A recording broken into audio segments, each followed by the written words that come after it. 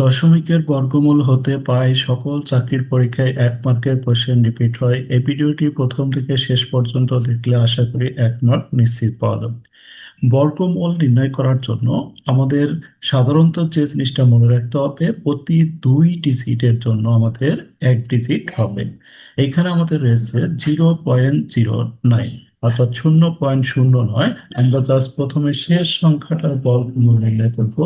9কে বর্গমূল করলে আসবে হচ্ছে 3, এবং এই 1 ডিজিটের জন্য আমরা জাস্ট এই 2 ডিজিট বাদ দিয়ে দেবো। 1 ডিজিটের জন্য আমাদের 2 ডিজিট বাদ যাবে। এরপরে আমাদের দশমিক রয়েছে, জাস্ট আমরা দশমিকটা বসিয়ে দেব। এর মানে 0.09 এর বর্গমূল গুলো আসবে হলো 0.3।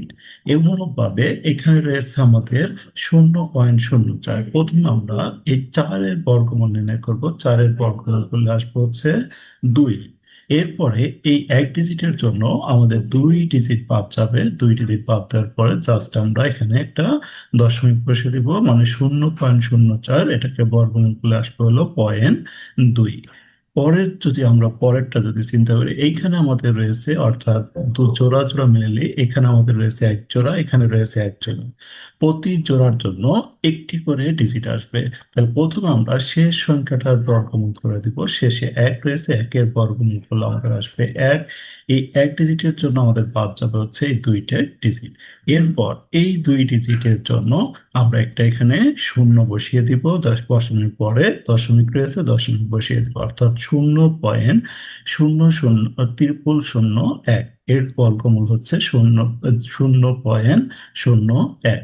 এরপরে আমরা যদি এটার বর্গমূল নির্ণয় করি, এইখান থেকে বর্গমূল আমাদের যেটা হবে, এখানে রয়েছে, আমরা প্রথম কাজ হচ্ছে এই 9-এর বর্গমূল করবো। 9কে বর্গমূল করলে প্রথমে আসবে হচ্ছে আমাদের 3। এরপরে এই 3-এর জন্য আমরা এই 2টি ঘর বাদ দিয়ে দিব। এরপর আমাদের এই 2টি শূন্য রয়েছে, 2টি শূন্যর জন্য এখানে আর একটা শূন্য বসিয়ে দিব। মানে এটার বর্গমূল হবে 0.03। এইখানে আমাদের রয়েছে 1 জোড়া, 2 জোড়া, 3 জোড়া। এর মানে এখানে 6 ডিজিট রয়েছে।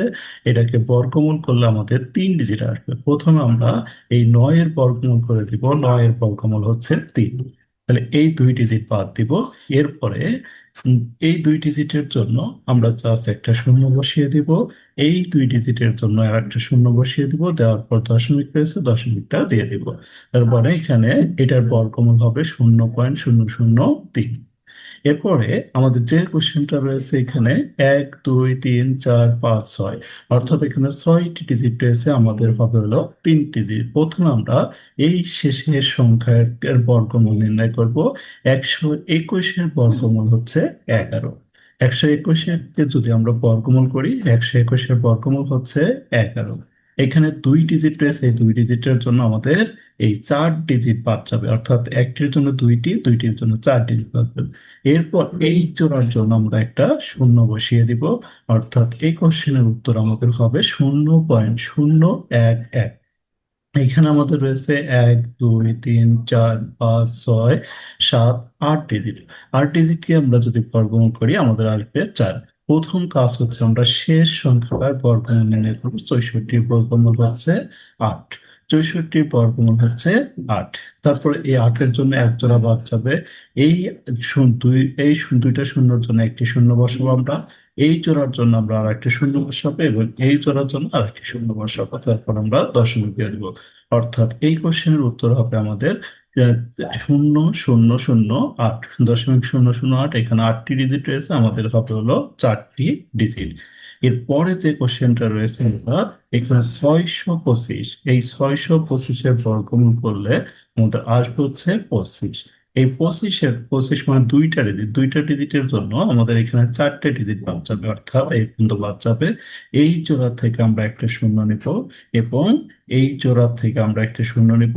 তারপরে এই ডিজিট থেকে, এই 2 থেকে আমরা একটা শূন্য নিব, অর্থাৎ 625-এর বর্গমূল করলে আসবে হলো 25। এরপর 625-এর বর্গমূল করলে আসবে 25, অর্থাৎ 625-কে আমরা যদি বর্গমূল করি তাহলে আমাদের আর হচ্ছে 25। এরপর এই 4 ডিজিটের জন্য এই 2 ডিজিট বাদ যাবে, এবং এই 2 ডিজিটের জন্য আমরা একটা শূন্য বসাবো। এই 2 ডিজিটের জন্য আর একটা শূন্য বসাবো। এরপরে যে কোশ্চেনটা আমাদের রয়েছে, আমরা জাস্ট এই 25-এর বর্গমূল করলে আসবে হচ্ছে 5। 25-এর বর্গমূল করলে আসবে হলো 5। এরপরে এই এক ডিজিটের জন্য 5 যাবে হলো 2 ডিজিট। এই দুইটি শূন্যর জন্য একটি শূন্য হবে, এই দুইটি শূন্যর জন্য আরেকটি শূন্য দিব আমরা। এভাবে আমরা দশমিকের বর্গমূল খুব সহজেই নির্ণয় করতে পারবো। এরপরে যে কোশ্চেনটা রয়েছে এই কোশ্চেনটা সবাই উত্তর করে কমেন্ট বক্সে কমেন্ট করে জানিয়ে দেবেন। এই ভিডিওটি দ্বারা আপনাদের যদি কোনো উপকার এসে থাকে আমাদের পেজটি ফলো দিয়ে ভিডিওটি একটি শেয়ার করে দিবেন। কেউ যদি আমাদের ইউটিউব চ্যানেল থেকে দেখে থাকেন আমাদের ইউটিউব চ্যানেলটি সাবস্ক্রাইব করে বেল আইকনটি অন করে রাখবেন।